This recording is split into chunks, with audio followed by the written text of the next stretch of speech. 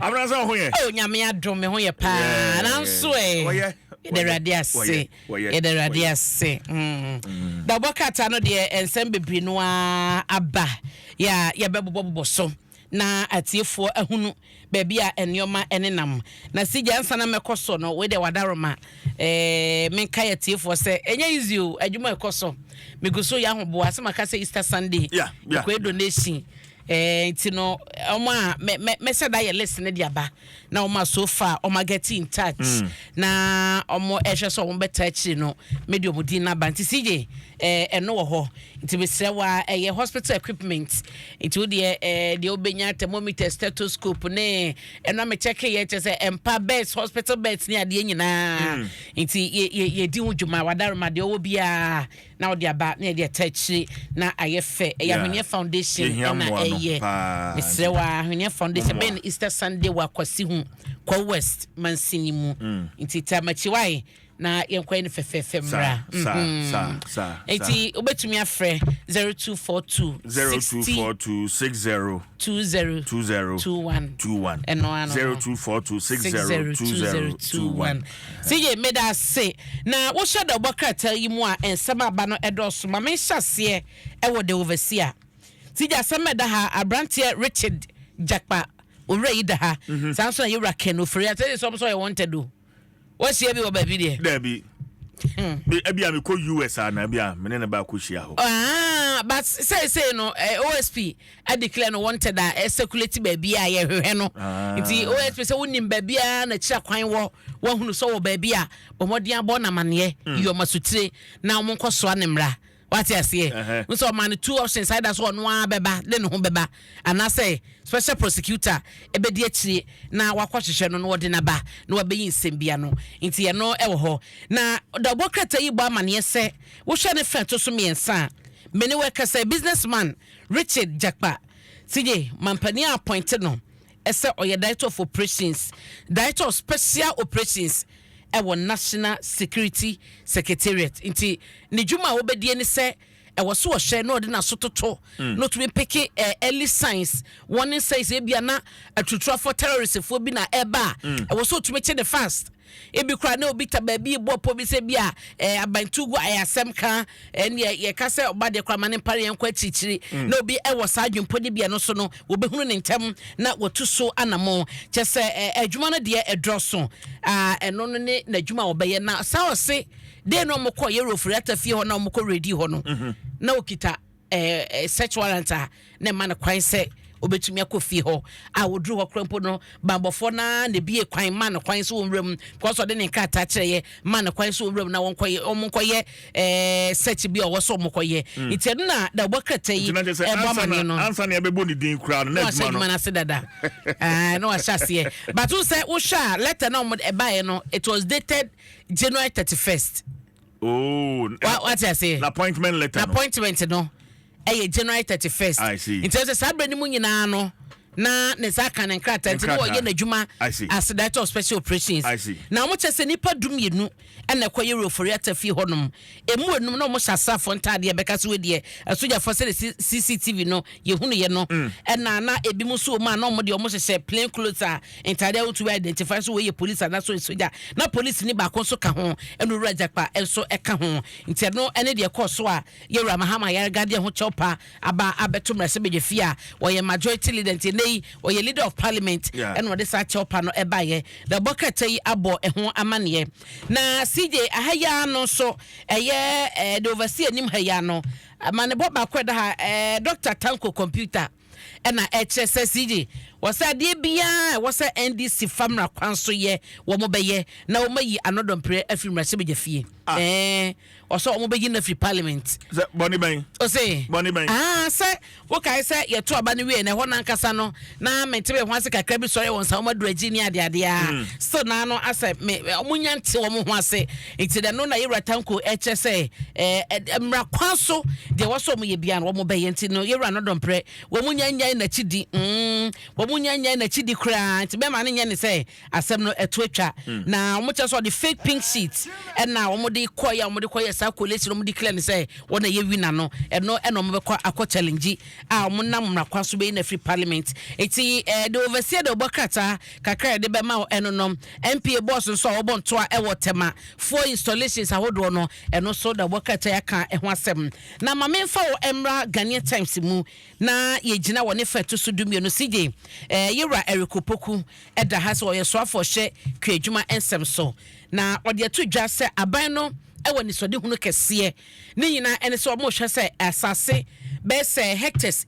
empimdu 10,000 hectares eno mo ehwe se mantam enwotwe CJ wo mo ebeje na aban no de ye fuo eno no ya aban afuo a ye be ya ye bedua enuane ne nyina ne se empese be kwakodo ye se enuane ho akwa atwe ena enuane a short na ne boy de dabi enti mantam enwotwe na wo hwemu a me kenkan no anya me wanwasa se wo hwe mantam bi ti se north east northern savannah vota oti central upper west and upper easter yenuane dodo no a CJ ho ne free omo won sase ye rich no wan so no eba no se ye nyafu so de CJ oboa nti ho na aban ekwaje sa ensase na omo de ato regional ministers a ewo sa emia nwotwe nyina nim se omo sase na omo ne hudwuma nti ni nyina ne se aban ebehwe se omo abaye mfo CJ on several occasions na yaka ye won sase o ye won sase o de na aban ye o aban de na wo ye o afram place ina kra ko so ombesin ko ho afram place abra say aya namon papa na aban utu because ensase de nyame adom yen bi enti na se yete se aduane ho ayeden aduane bo eden Ghana ha CJ ensase so wona nya ensase keto wu enti era erikopoku se de o mahyasie no ye hwe se de ebekọ ene na eba nso a wo ka ne sei warehouse mo ne ade a ne kwan betumi akipi sa nuane a storage no eno so hia pa tia na o mama ye hunu na CJ de obokata Ghanaian Times ma ne feto so dum yensa o mampani John Mahama eda ha na o chese se IMF enfie akwanto na yetu no 2026 na ebekọ na wieye na wo se nei no aban enyansi ginaye ne mom no de ombeto ye ne de ombedi soa de akira akosi na wieye na aban eni susue bia se wo mo besan akwakoto aso anaso mo bekọ extend ohun nti no na omampani Mahama ebo ho amane no de bokata yi ade aba se omukọ ye omukọ dwumaso bia na ekoso na eho na enuachi no nkitawundie we eba mu a wode atudwa no nti no wadwene se mampani baba ye extension eni ade a mepacho oni Bloomberg for ena ekasaye o se aban agreement bia ni babia saban ebe extending nti no de ya da ye na ne feto so miensa so ba mane so fo selifo amuako ene ne yire ene o mu sales girls CJ se na no mo ka se no anu no se asam no court na o mo je se Accra Circuit Court asam no koye no ena aban lawyer ya ono na asemi ekita na kwadubofo yi omo ye se omo pese omo ye hihihmu kakranti asem no charges a omo de aboso sofo salifa muako ne ne yire mu ha muako eno mo sales girl no omo ayi afi ho omo yi charges no na omo kan sa no ene ye se sofo muako ne lawyer no eso gitum so adan uyi dia ne je sai sije eno no ajo omo de omo nim se ye twam no manyo fa hudie ampampa judge so etie ye na wotwa asem no discharge home CJ omo pay na no mo santi omo omo pay ya eno mo santi omo omo san e de charge foforo aboma ye kwadu foforo aboma seyi eno ene de foforo aba abetom na eno omo eche se state attorney no ye royal akwa ono na ejina ankwada ya omo hye omo kwate fo be kaya islego ha ya na sofo selifa mo akwa ne ba wonya fiedunsia kofa ne papa jagwa eno no ye siki ne krampo no says gay na de ki no ma akwara na omo odekodi sa adwuma na kwada mienu maya mienu ya iti no ehwo asem na eguso ewo koto a de bokrata no edi emu amane aba ewo ha na mame nko daily graphic okay mame nko daily graphic mu CJ na afi ye hwe amane ewo ha Ashanti region na north east eno adwoda CJ omakoto aba akoyi council of state members no na okay say ansana abato ne beko so no Dr. Mwakohene asante matem suafo ebeka say adwuma ne de omo beye na omo be make sure say penya na no omo di kan kwoto ya wono ene wo kodi nkunim a anase na ne de wo so de basabasa ne ade ba yi obe make sure so ma no enwini na wo hwe da bokata yi ohene no ohene no nzemahene no na asante matem ne north east atifi apoye mantem ne mu no abato no akoso amomu nyina ayoma namsifo ohena owokuba eno wo north east region na saka abuba wono ena wo mayi no ese mantem na namsini na omo echese onya ema no muduminu a chese ma na kwanya odi ebedi enkunim no eno ewo ha yekọ asante mantem so a kane asante mantem dwam tire ni ma NDC ya owusu obi mpe ena wono edi nkunim a onya ema no 49 a wodi enya sa enkunim die no nana enkansa bodu nana ayeboafo enya 35 votes a candidate ba kwa na ono so count Daniel anafia mo a ono so enya baako nti no ene de no ekokusi ye na obeche se wo hwa abato mutu wi ekrampo se be ye betu din na no so akodane asefoforo but ne nyina mu no nyame adom north east and Ashanti region omanya wo mo anamusifo CJ unim se PTA back Parent Teacher Association they are coming back no oswafo hye enwasua wonsem so yewra haruna ijisu ene wode atudwa wayesa announcement no ya wo chese almost sign ediaba isa se me bia atwemu no na wo emo de bo schools no na e wo soro pa na aban be kwaso ahia wo emo a e wo sa kwan no so into waya announcement say sign aba into bibia enya abotoye mo PTF omabremu omakasa se Parent Teacher Association. Esa banti da wakata yi ebo ho amane na CJ medewo ebeko da wakata ne fatu sudumiensa National Education Forum na womo se ye bie ano ene e wo voter region ho nti kambia womfo nyanimdifo eba na nwumasua famu a womo so no edimu akotene be se ahasa na womo ekosa forum yi na ye hye de be firi ho no maba ensem de edroso na engagement na chi no CJ 2 days eno mo de yes validation conference wo enkran na eno chi so no omo ewie bibia ya enti abaye ya woda ene efieda na che se eno so no omo de awie ni kama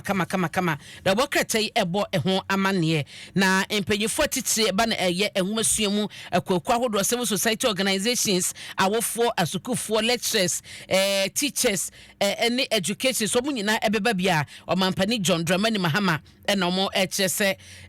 obekọ na wakọkọ bie dwumadi na no na mabibia akoso da bokata Ghanaian Daily Graphic amania wodi aba enono na mame fa wo enko daybreak mu na yehwe amane no ahomachi si yobeka se meka che ose ma me senasia boaten ya no national security office on ma ya man transfer so called defense ministry so wonko oguso honum da bokata yi eka ne ho asem na mampani dwuma wadi ene akoda ne osebo ene anigye ama ebino mu ana wo mu ewo bond ewo ne aban ewo sapam no a domestic debt exchange program abanda da no ye nam se na eka na broso na so opekwan bi obefa so a won be danda nneoma ni na jese omho kokan ye no mampani ahye se 6 billion Ghana cedi yemfa enkotua sa DDP bondholders ni nyina yemfa enkotua moka eno na daybreak the bokata aboho amane ewo ha sein the hawk newspaper so ewo ha na Linda Akwele Okulu Greater Accra Regional Minister Odaha Manasseh Azuri Awuni na ebo mami abaso ese owa hobrase pa Manasseh ese mami ewo ahobrase na ne saso no na obo na baso a da bokratai de ehunchemu aba nti wosaka de hoka obehunu de enti ya Manasseh esi sa ginaye no eni abasoba wode ama mame ni nyina no obehunu emu amane ewo ha nti CJ da bokrata ne de ensem no de ma de kan bobo so ma no eno a eno mu nyina omode aboba wo hase ya chechi mu enti no me de wo ebesi na afei One farmer. I can remember one. Adom 106.3. I know, I don't know,